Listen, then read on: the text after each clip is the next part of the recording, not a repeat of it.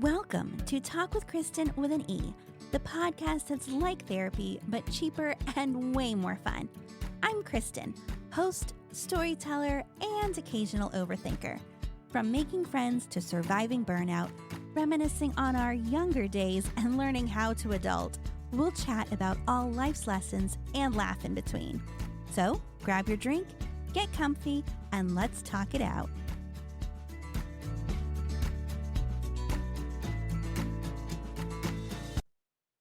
Hey, everybody, welcome back and welcome to a very, very special episode.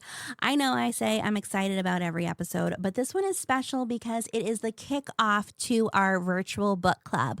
If you haven't seen it on social or heard me mention it in other episodes, I'm really excited about this. Book club is something that has been very important to me. It's how I've made friends. I've learned a lot. And think about reading, you can do it on your own, but it is so much more fun when you discuss books with people you love. So I want to talk about what we're going to be doing and why it matters.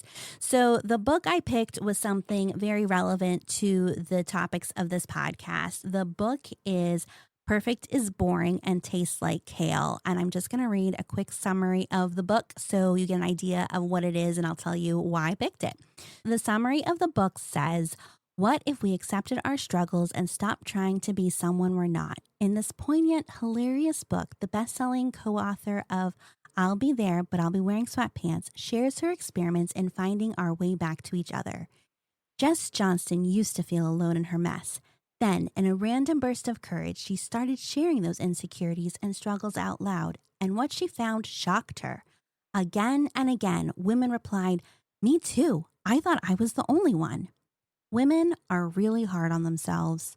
We often believe that if we just did better, worked harder, and were less messy, flawed, human, our lives would infinitely be better and we'd receive the belonging we crave. But the exact opposite is true. It isn't our lack of perfection that isolates us. Rather, it's our authenticity about our imperfections that brings us together. With honesty, heart, and humor, Johnston takes the lies she's believed and the lessons she's learned and is still learning, including, "If I'm rejected, I will die." We won't. "I'm a junior varsity adult, and the best spot for me is usually the bench." Nope, we've got to get in there and play. "My job is to keep people happy and make sure they like me. Excuse me while I go hide in the closet and have an anxiety attack." Jess Johnston reminds us that the answers are in us already in accepting that we're a lot of mess, and a lot of great too. So that's a summary of the book. It captures so many of the things I've tried to cover as I've been talking and guests I've had about true authenticity and figuring out who we are and how we belong and just dealing through all of that, but really finding out that we're not alone. And we're not alone. Because, you guys, it wouldn't be a book club if I didn't have some of my closest friends here to talk about the book with me.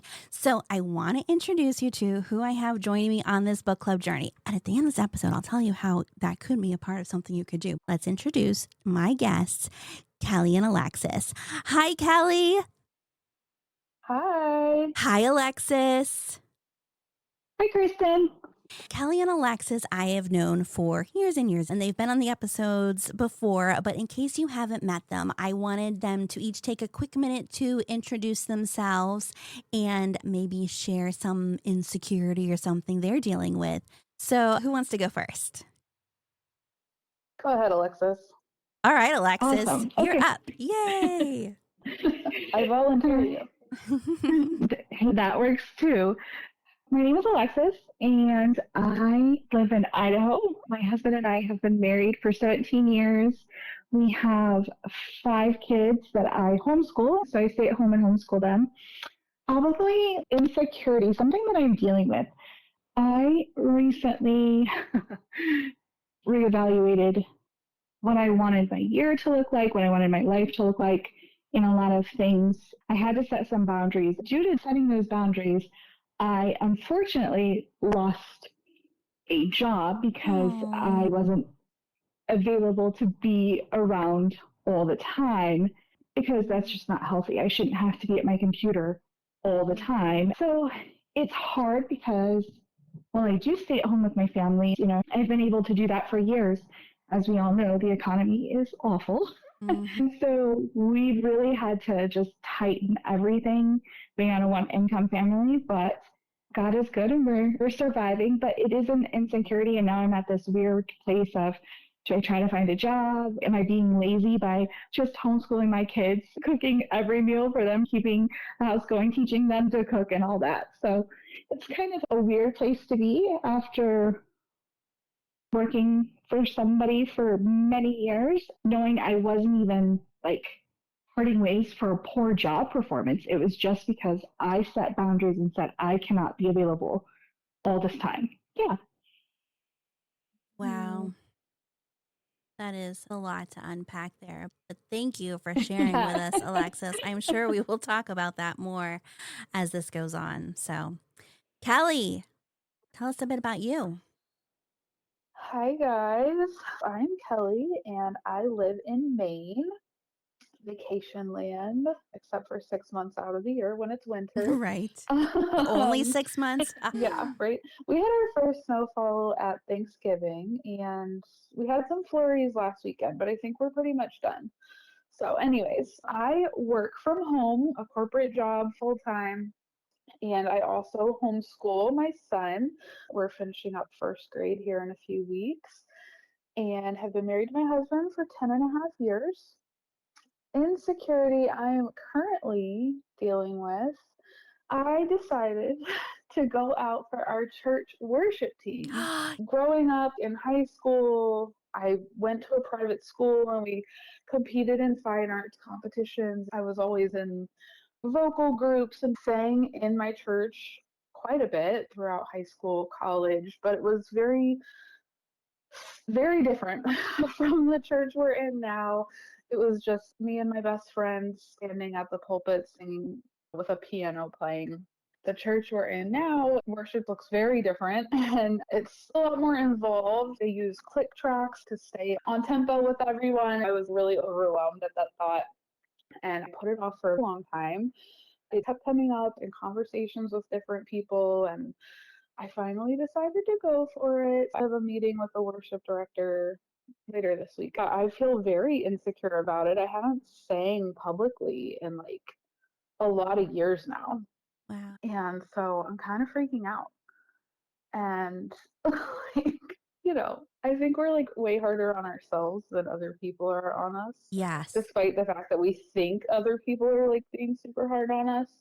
Yep, it's definitely kept me awake recently.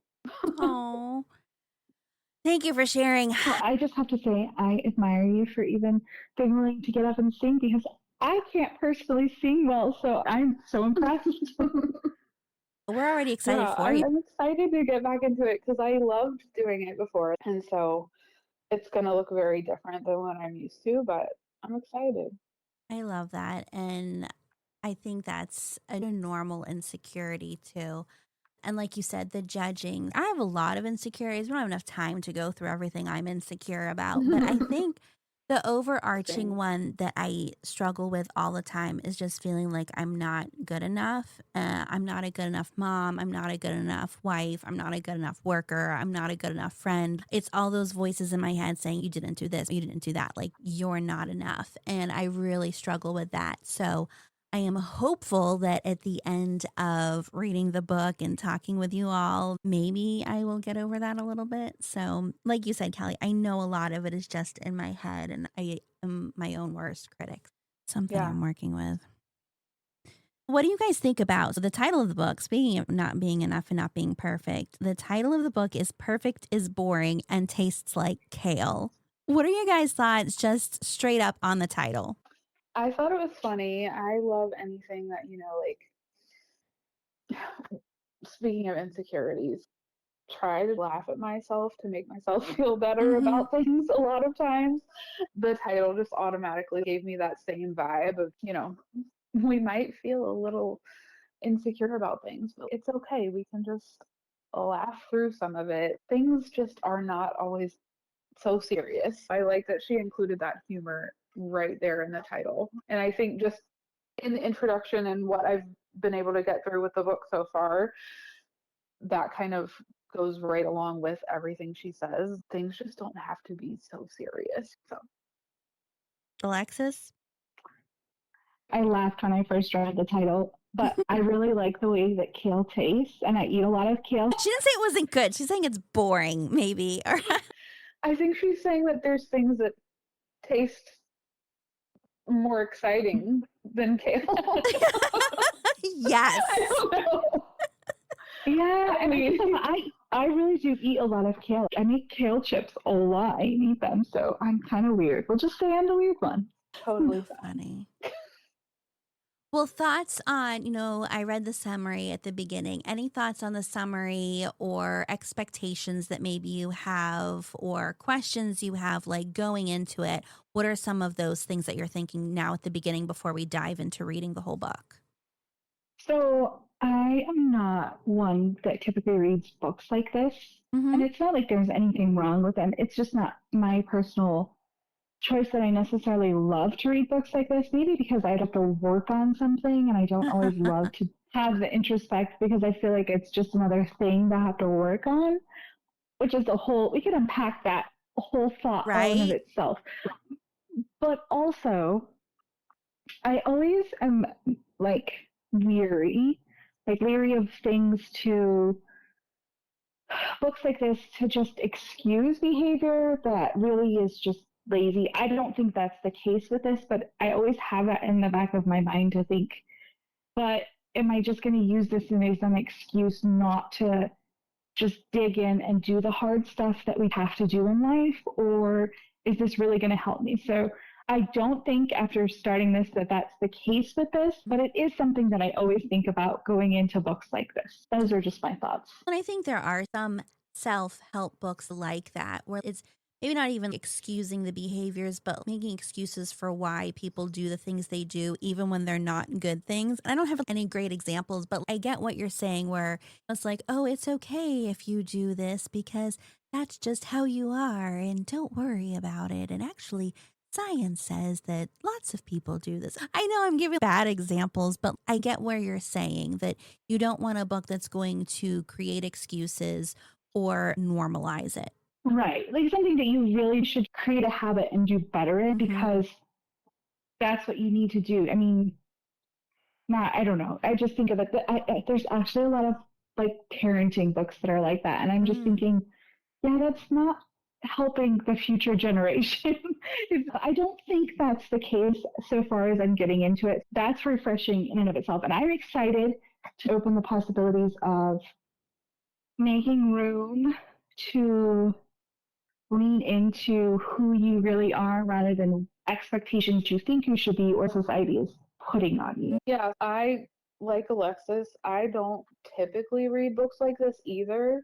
Not necessarily for any one specific reason. If I'm going to read, I typically am reading fiction, psycho thrillers. That's my thing. I had some of those same thoughts going into it. Like, I have read some self help books where it is a lot of fluff, I'll Mm-hmm. call it. Like, just feel good, you're fine, you don't need to be better, you don't need to change anything, it's okay. I'm just going to make up this example. I haven't actually read this in a book, but I'm thinking it's okay if you have this habit of doom scrolling on your phone, on social media all the time. That's normal, everyone does it. Don't feel bad about it. Books like that, excusing behaviors, kind of like you said. So I was like, okay, what's this really going to be about? But I haven't gotten that far in, but I'm not getting those vibes. So Mm-hmm. that's cool. So far, like what I have listened to, I'm doing audio. I'm hoping that, and I don't know exactly where the book's going to take us, but I'm hoping it's instead of excusing poor behavior, more so focused, kind of like Alexis said, on just like being more comfortable in our own little quirks. Because I think that is something that we, especially as women, struggle with, feeling like we have to portray ourselves a certain way Yes. with the insecurities and us being our worst critics. I'm hoping we'll dive into that some throughout the book. It's not that serious. People aren't criticizing you the way that you think they are. A lot of times people aren't even thinking about the things that we're critiquing ourselves over. We see all the things we don't like about ourselves or see things that we wish we could change and we kind of hone in on them. But most people don't even see that and don't even give us a second thought. If we're walking down the street and we're like, oh my gosh, they're going to be judging what I'm wearing or how I look. People probably aren't even noticing you. They're all focused on themselves. And you may think that they're judging you because maybe you judge other people. So you're projecting that. Because I know I do that a lot. This is something I struggle with. Like, oh, they're watching me. Oh, they're thinking this outfit makes me look too fat. Oh, they're wondering why I'm walking the way I am. Stupid stuff like that. In my head, I know nobody's paying attention or thinking those things. And if they are, it doesn't matter because it's still me and I'm okay with it. But Yeah. again, all those insecurities, I get it. It's funny because I know in my head that I'm not criticizing people for things, but in my head, I'm like, they're thinking that about me. For Easter this weekend, I wore something like that's just completely different for me, but I was like, I'm gonna branch out here. Like, I am the one who I'm always in like skinny jeans or leggings. Mm-hmm. Forever a millennial in my skinny jeans. Not gonna apologize for it. But I got these flowy linen pants and I wore them. I have to say they're very comfortable, but I was very insecure because it's outside of my normal Yeah. style. And my son said they looked like fat pants. He was like, I'm not telling you that you look fat. I'm saying that the pants are fat. In his mind, he's trying to say that like yes, they were like, like wide leg, Yeah. flowy, and he only sees me in like skinny jeans and leggings. So like the pants look fat to him. I get it. I wore that, and in my head, I'm like, everyone's looking at me. They're thinking, what is she doing wearing that Why is she in? fat pants for Easter? I couldn't even tell you what most people had on this weekend at church because Yeah. like I'm not thinking about it. But in my head, everyone was staring at my outfit. That's so funny. Also, you have to send a picture of you in your fat pants so I'll we have can to, post yes. it for everyone. Great. Perfect. Oh, that's too funny. I think we can all relate to that though. I think that's just like a whole girl thing. Even like I was thinking about this with swimsuits. I mean, I am not what I was in my teens or 20s. So, but then I think about it and I admire those women who are not society standards of like the magazine covers and they're out there rocking their bikinis and I'm like, Mhm. wow, you go. Like I could not do that, but I applaud you and I am proud of you because you really get it and I need to get where you are. I try so hard with that because I struggle with that. You've probably seen the things on social media where it's like, more about being with my kids and it's not about what I look like. Everybody is a bikini body. You just put it on so you can get in the pool and play with your kids. I get that. Like, I support that. I do that. And I will even, the word fake comes to mind. It sounds worse, but like fake that I'm confident. I'll wear my bathing suit, get in the pool, and I'll have a great time. And then afterwards, if I see pictures of myself, I'm like, is that really what I look like? Well, my kid doesn't care what I look like. I am out there having fun. My friends don't care what I look like because they're not my friends because of how skinny or not. It's more on the not side. I look in a bathing suit. Like it's because of my stunning personality and my sense of humor and my wit and wisdom. That's why people are my friends, I think. That's why you guys are my friends, right? But you're right. Nobody cares what you look like in a bathing suit because they're also focused about thinking about what they look like in a bathing suit. Yeah. Well, Yep. it's true. So true. It's But hard, but it's true. it's a great example. So, guys, I'm going to read to you the chapter titles and I'll go slowly so you can hear them all. Let me know which ones come out that you're either most excited about or you think might resonate with you. There's 14, so I'll go slowly. Lie number 1, today I'll be perfect. Lie number 2, I have to keep up with the Kardashians and also my neighbor Tammy. Lie number 3, they forgot my name again, and I think I might actually be invisible. Lie number 4, I'm going to need to shrink, suck it all in, quiet down, and possibly disappear.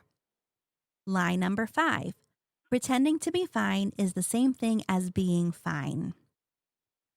Lie number 6. If I'm rejected, I will die. Lie number 7. My job is to keep people happy and make sure they like me. Lie number 8. Neighbors are weird. Lie number 9.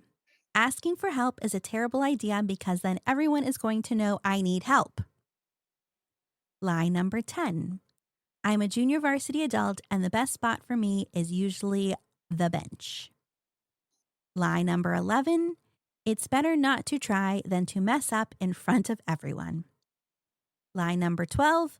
I can't do that because no one does that. Lie number 13. If I can't go big, I should just go home.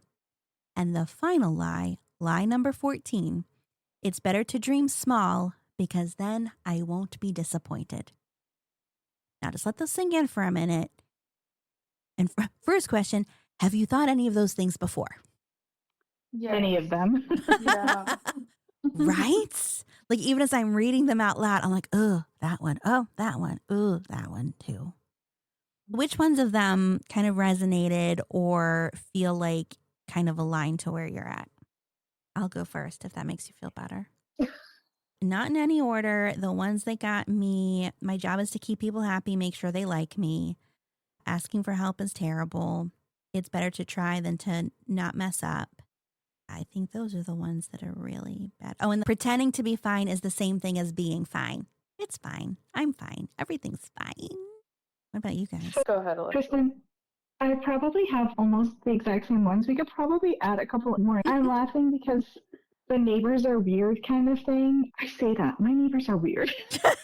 There may be some truth to that one. Like, so what's that one going to be about? Because there is some, like there's some things, but then I just think, whatever, let them do what they want to do because I'm going to do what I want to do.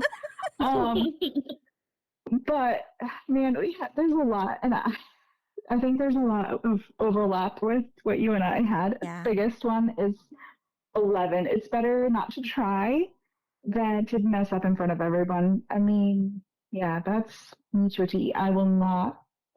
I should have been like in etiquette school where you have to be all prim and proper and cannot be goofy or act out anywhere because heaven forbid anybody look at me and think that I'm messing up or doing something weird. Right. Kelly's already conquering that one because she's going to be on the worship team and she is going to do it in front of everybody. Yeah, but be amazing.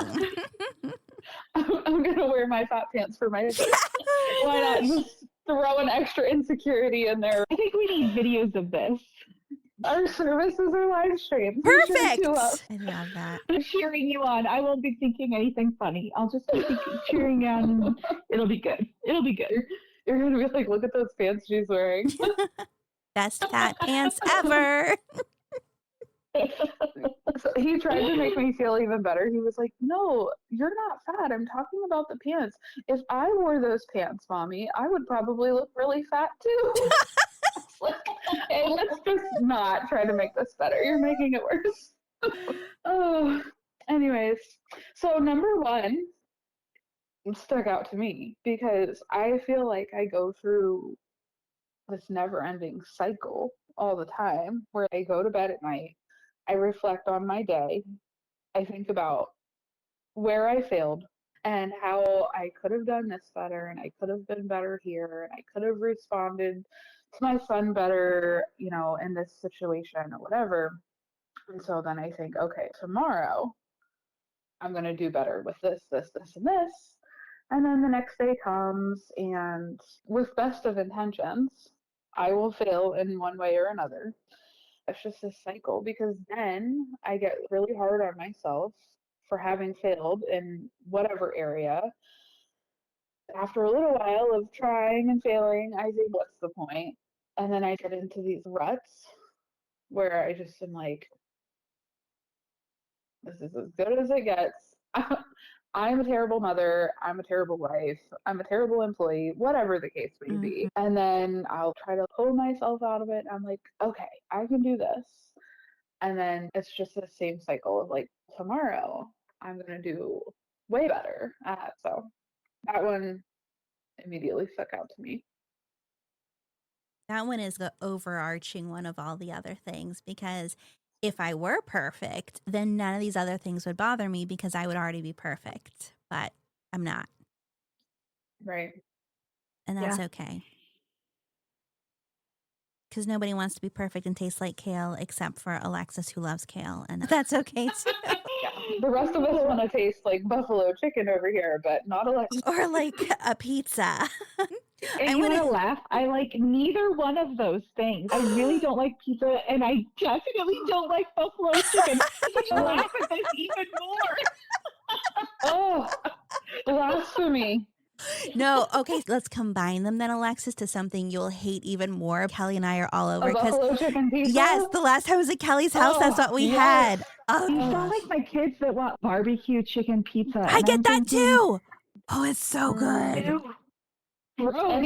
Anything buffalo, I'm there. Jeff's birthday is Thursday, and he has requested, like I make every year for his birthday, buffalo chicken Alfredo.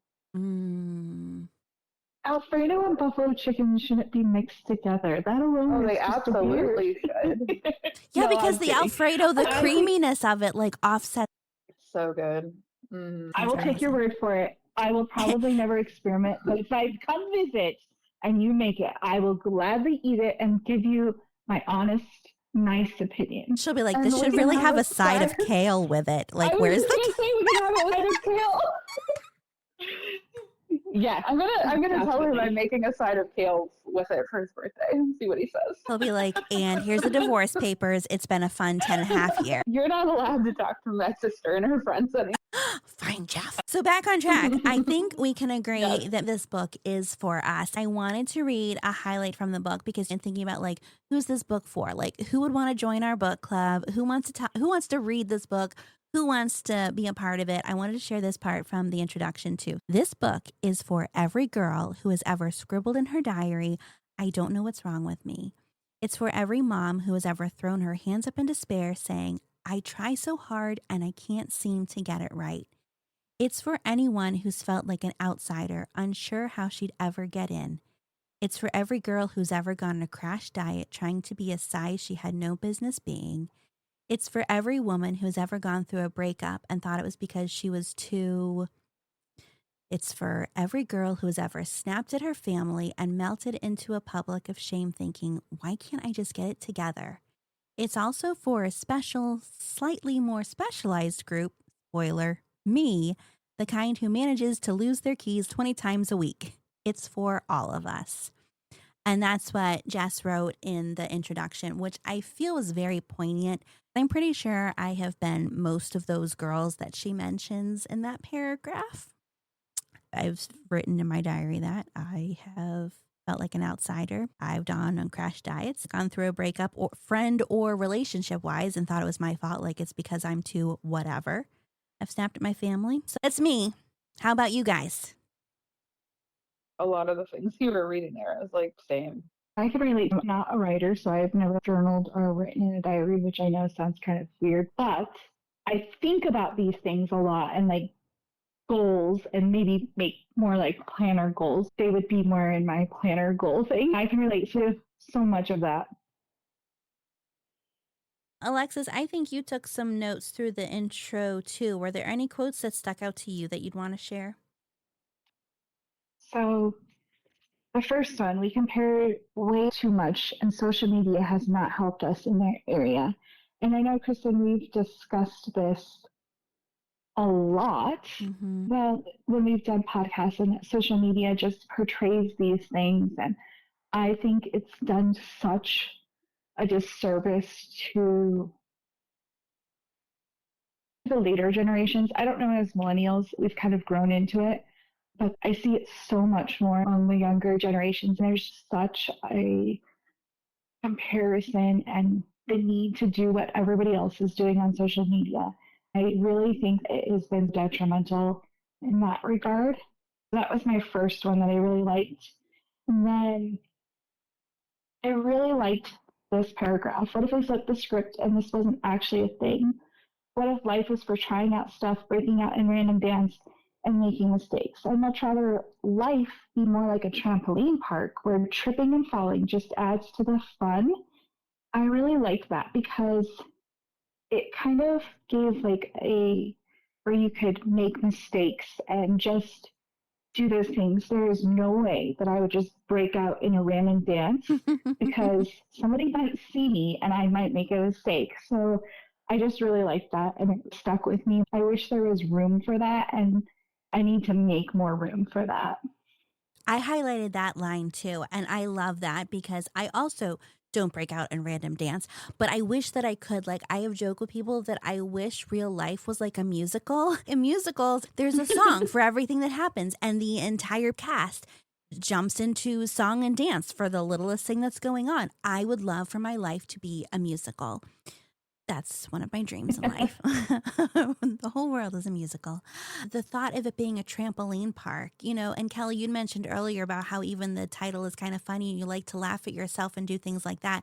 Like, what if life were more like that, where we didn't take ourselves so seriously and we're just hopping along, trampolines, bouncing from one to the next, flipping, falling? What if it could be like that?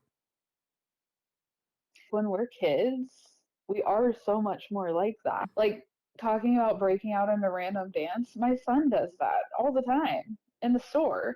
And I try to never make him feel silly for that because I hope that lasts for a long time for him.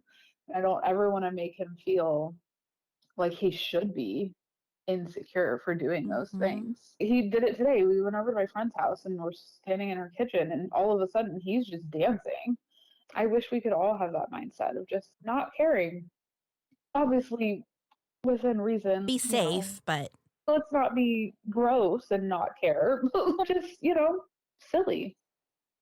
So, yeah, It's I think we interesting. start that way. And then at some point, we start gaining all of these insecurities and fears of what other people are thinking of us. It's really interesting that you say your kids do that. Even as a kid, I did not do things like this. We would go to the store and my sisters would be insane and I would get so mad at them because I felt like, and I was young. I was only like 6, 7, 8, and they were doing stuff and I would get so mad because I felt like they were drawing attention to us and I didn't like it. So maybe I just have an issue, but I have always been like that. So it's weird. Let's not draw attention to ourselves. Let's act appropriately. And dancing is not appropriate, which, okay, I know that's not the case. But as a kid, that's how I felt. It's just really hard for me. It's funny because as I'm saying, like, oh no, I wouldn't do that. And then Kelly, you gave your example about your son. And I'm like, oh wait, but I do that all the time. We'll be at Walmart and Walmart has a very good soundtrack. Like Walmart radio, love it. They play all the jams that I love. And I will often find myself moving to the music while we're in an aisle. I mean, not like all out dancing, but my husband will get so mad at me. He'll be like, what are you doing? Stop that. And it's not like I'm dancing through the aisles, but my body feels the music and I am just moving with it. And then all of a sudden you're saying that, and I'm like, oh, but I don't care as much what people at Walmart think about me. Mostly because I don't know most of them, although we're in a small town. I almost always see at least one person I know when I go to Walmart. Maybe I need to treat my life more like Walmart and dancing at Walmart where I don't care what people think.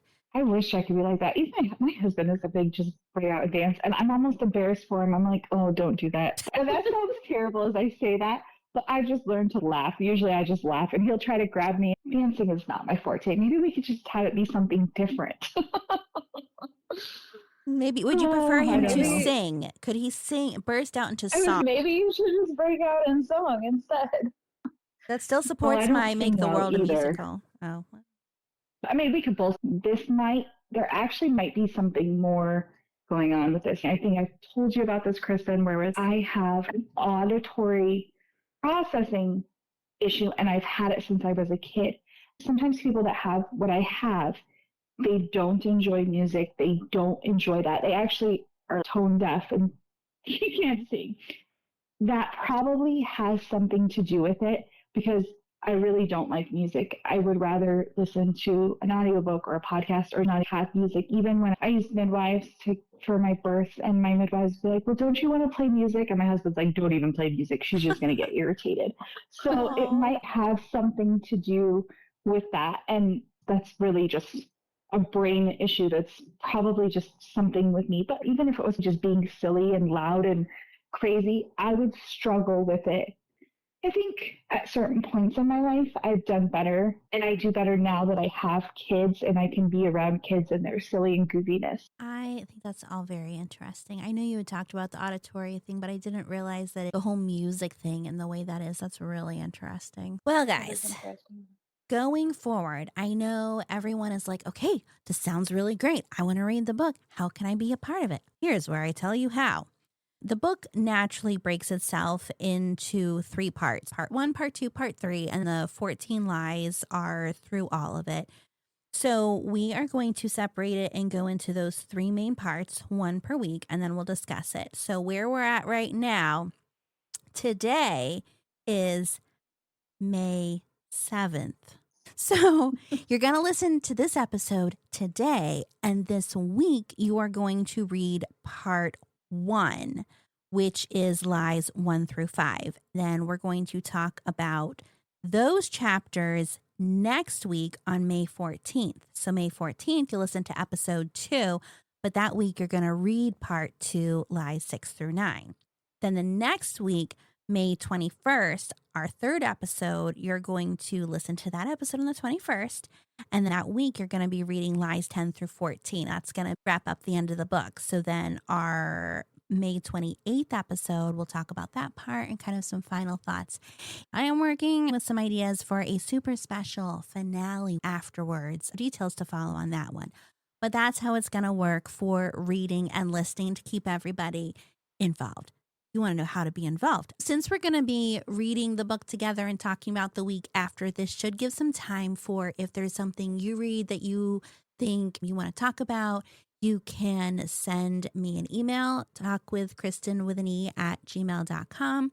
You can message me on Facebook. You can go to the Facebook page there. You can DM me on Instagram, however you want to do. But also new and exciting.